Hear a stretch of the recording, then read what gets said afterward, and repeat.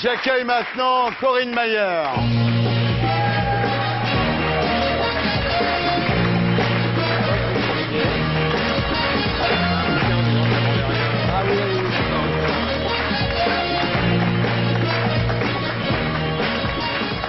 Bonsoir. Bonsoir. Alors, en avril dernier, vous avez publié aux éditions Michalon un petit pamphlet intitulé « Bonjour paresse », de l'art et de la nécessité d'en faire le moins possible en entreprise. Alors évidemment, comme vous travaillez à l'EDF, votre employeur vous a aussitôt assigné à un entretien préalable avant sanction, mais finalement, ça n'a pas donné grand-chose, ça s'est arrangé, l'affaire. Ben, ça a donné beaucoup de choses. D'abord, ça a donné une sorte d'événement monde, ce qui n'était oui. absolument pas prévu au début, puisque c'était un petit pamphlet destiné, je dirais, à l'usage de quelques milliers de personnes. Ouais. Et puis, ça a donné aussi lieu à une forme de lutte assez intéressante au sein de mon entreprise, finalement, puisque les médias s'en sont emparés. D'abord, il y a eu les syndicats, il y a eu un certain nombre de personnels de la recherche qui... Bon... Ah oui, non, mais ça fait un boom extraordinaire, puisqu'il y a eu non seulement les médias français, mais le Financial Times en Angleterre, le Herald Tribune aux USA en ont parlé. Vous êtes devenu une espèce de star mondiale, parce que pour les Américains, vous êtes exactement l'image qui se font des Français. Il y a des gens qui ne veulent pas bosser. Vous êtes en train de vendre les droits à l'étranger, vous allez devenir millionnaire. Bah écoutez, peut-être bien, je pourrais faire des jeux télévisés après. Voilà. Alors, c'est vrai que vous avez mis le doigt sur un sentiment diffus, éprouvé par tous, c'est-à-dire la grande entreprise, personne n'y croit plus. Vous dites soyons individualistes, soyons inefficaces. Mais je pense que le moral de certains cadres, en fait, ou de certains techniciens, d'un certain nombre de salariés, en ce moment est très bas. Donc je pense que mon livre est arrivé au bon moment et a servi de révélateur à un certain nombre de choses. Et c'est pour ça que ça plaît aux gens, finalement. Ouais. Vous dites l'entreprise c'est fini, l'ascenseur social est complètement bloqué, les diplômes sont inutiles, les carrières incertaines, les retraites menacées. Enfin, quand tu lis son bouquin, d'un seul coup, tu n'as plus du tout envie de bosser, c'est vrai, c'est assez fort. Ce que je dis dans mon livre, c'est qu'en fait, dans les grosses structures, il suffit de faire semblant. Et je démonte en fait un par un tous les rituels, le jargon, tout ce qui est nécessaire finalement pour flamber un petit peu, mais sans donner trop de peine. Alors, ce que j'aime beaucoup dans votre bouquin, c'est ce qu'on appelle être corporate, c'est-à-dire avoir l'esprit d'entreprise. Vous êtes absolument contre ça, c'est-à-dire ces séminaires où on est obligé de mettre des t-shirts importables, etc. Enfin, ça, vous êtes vraiment... Et il faut être très intégré, en fait. Il faut faire semblant tout le temps et surtout adhérer à la religion du groupe. Et si c'est pas le cas, en fait, on vous dépiste très vite. Donc, il y a plein de pièges qu'il faut déminer un par un. Et je pense que grâce à mon ouvrage, les gens sauront un peu plus pour savoir finalement comment avoir l'air d'un cadre dynamique, entreprenant, et surtout comment faire semblant de travailler sans travailler vraiment. Alors vous parlez aussi des mots anglais, le reporting pour dire compte rendu, le feedback pour dire retour, le downsizing pour dire qu'on licencie des gens. Vous dites qu'il faut en finir avec le travail, mon travail m'intéresse, mon travail m'épanouit. Vous dites en fait on fait ça pour le pognon, c'est tout quoi. Souvent oui. Dès que tu dis le mot pognon, t'as vu? Non, mais c'est vrai que tout le monde travaille pour le confort de vie à la base.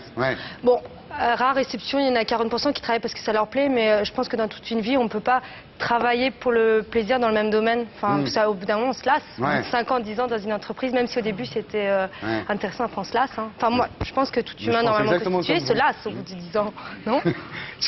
Serge, il me dit, je pourrais l'écouter toute la nuit, moi c'est pareil. Alors vous dites la seule qualité à avoir dans une entreprise, c'est savoir se vendre en fait. C'est pas tellement ce qu'on sait faire, mais c'est ce qu'on est, ce qu'on montre. Oui, c'est ça, voilà. C'est l'employabilité, ça s'appelle comme ça. Donc c'est un nouveau mot qui existe depuis quelques années et qui résume en fait la capacité commerciale d'une personne à vendre en fait son look, son aspect, sa manière d'être, etc. Il faut être le commercial de soi-même. Voilà, tout le temps. Donc ça implique aussi d'être très docile parce qu'en fait ça implique aussi que vous êtes un produit quelque part. Alors vous bananez la stratégie d'entreprise, vous dites en fait les stratégies d'entreprise c'est des conneries, c'est un tas de banalités qu'on touille un peu puis ça fait une stratégie d'entreprise. La preuve c'est que Jean-Marie Messier est un grand stratège, donc voilà. Vous dites que toute entreprise en fait reconnaît le droit à tout le monde de travailler, mais sauf qu'il n'y a pas d'handicapés, pas de noirs, pas d'arabes et pas trop de femmes parce qu'elles restent pas tard à l'heure où il est bon de se montrer. Il y a des femmes, mais elles ne montent pas en fait. Mais les autres, par contre, ils ont beaucoup de mal, c'est vrai. C'est vrai que la grosse structure, encore une fois, puisque c'est ça que je vise en fait dans mon ouvrage, c'est vrai que c'est quand même un milieu très uniforme et souvent en fait très franchouillard et qui est assez fier de ça en fait. Et qui ne s'en rend pas compte même souvent. Les homosexuels sont mal perçus, etc. Vous voyez, il faut vraiment être bien dans le moule. Il y a un truc qui est très drôle, c'est que vous parlez des consultants.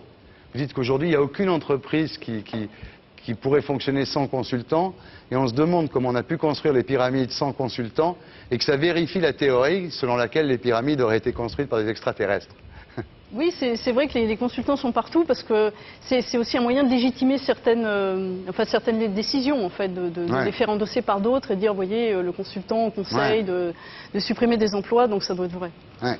Vous dites que les patrons se bourrent les fouilles. Vous dites Jean-Marie Messier, en 2001, il a gagné plus 66%, il a gagné 5 millions d'euros, quand Vivendi perdait 13 milliards d'euros. Oui, il y a effectivement des gens qui ont des salaires qui sont complètement disproportionnés, puis effectivement, on s'interroge un peu parfois sur le bien fondé de la rémunération de certains. Enfin, effectivement, c'est assez peu connecté aux résultats, alors que souvent, pour les gens, on leur demande effectivement des résultats en permanence, alors que d'autres non. Alors la morale de votre livre, en fait, c'est qu'il n'y a rien à gagner en travaillant, mais pas grand-chose à perdre en foutant rien, quoi. Bah, si on se débrouille bien et que c'est discret, je pense qu'effectivement, ça peut passer assez bien. Même parfois, on peut être promu, en fait. Et vous n'avez pas l'impression que ça marche, il y a un tout petit groupe de personnes qui font ça, mais que si tous les salariés d'une grande entreprise se mettaient à faire semblant et à utiliser des bons mots, l'entreprise se casserait la figure Et j'en suis convaincue, mais c'est précisément ce qui m'intéresse, en fait. C'est ça que je veux par mon livre, parce que je pense que ça pourrait donner lieu à une expérimentation sociale extrêmement enrichissante. Et je souhaite justement que demain, les gens qui vont lire mon livre, en fait, se contentent de faire semblant, et comme ça, demain, le système va s'effondrer. Et peut-être qu'on va s'amuser un peu, enfin, parce que pour l'instant, c'est vrai que la grosse structure est quand même un monde qui est assez ennuyeux. Est-ce que vous conseillez de lire votre livre sur le temps de travail, ou est-ce qu'on peut le lire dans un cadre de loisir? Il faut même le faire commander par votre entreprise. D'accord. En fait, oui.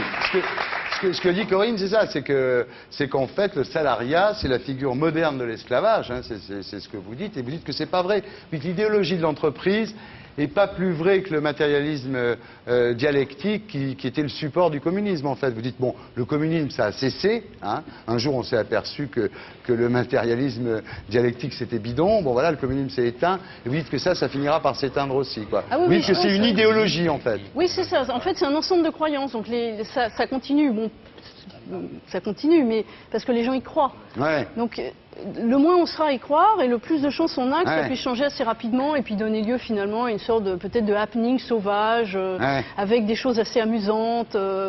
Voilà, donc ça peut être assez drôle. Ça me fait marrer parce que des gens comme vous, j'en voyais en 68, non? Bah, vous voyez, c'est le remake. Il y a un côté flashback, remake, comme vous voulez, oui. Qu'est-ce que t'en penses, Serge? Moi, ce que je comprends pas, c'est pourquoi vous voulez foutre en l'air l'entreprise. Vous pouvez partir en vacances aussi, plutôt. En arrêt maladie, surtout. Et vous présentez la paresse comme une arme révolutionnaire, entre guillemets. Ouais.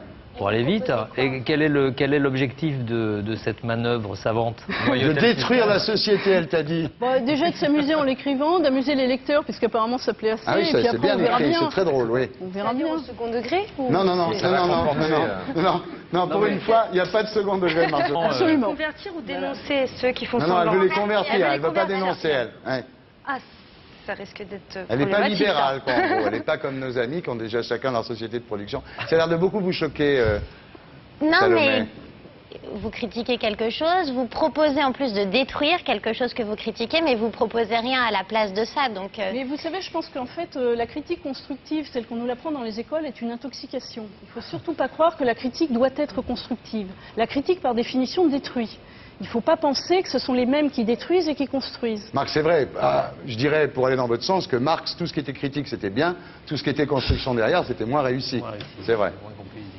Alors, Arthur? Non, mais je pense que nous, on est totalement passionnés par ce qu'on fait et que, de toute façon, à aucun moment, on est derrière un bureau et on se dit, tiens, il faut qu'on fasse nos heures. On fait partie peut-être des rares gens qui aimeraient travailler toujours plus, et c'est pour ça qu'on travaille comme des bêtes. Et on est tellement passionnés, on a envie de faire, donc c'est un discours qui ne me parle pas du tout. Après, oui, il y a des choses aberrantes dans beaucoup de sociétés, et je trouve ça plutôt rigolo, moi, d'écrire un livre dessus et qu'on se dise, c'est pas possible, il y a des gens qui font ça.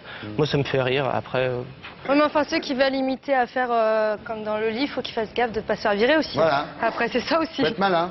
Voilà. Bien vu. C'est tout un travail. Oui, si après, s'ils font semblant de se virer... Et voilà. On ne baisse pas comme ça. Enfin, bon. Je ne veux pas travailler, je ne veux pas déjeuner. Il fait trop beau pour travailler, de fait de moi je dois rester enfermé. Je travaille, et je ne veux pas faire de ça, je sais que j'ai à faire. Travailler.